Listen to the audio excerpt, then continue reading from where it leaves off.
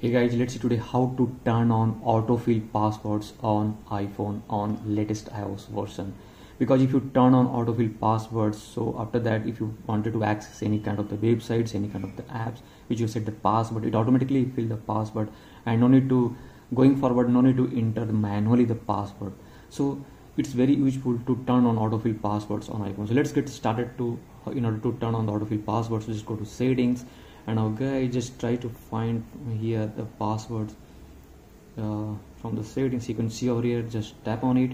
And now guys, let me and from here guys, you can see over the password option, just tap to turn on, just tap on it.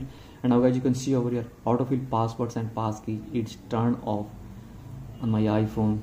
And you can also see the message here, autofill helps you to sign into apps and websites. So if you turn on, automatically it will sign into apps and website, because automatically pass the passwords which you have set that one. So just go for tap to turn on guys. Yeah, and after that you can see over here, use password and passkey from iCloud password and keychain. Even though you can also turn on for the Google as well also guys.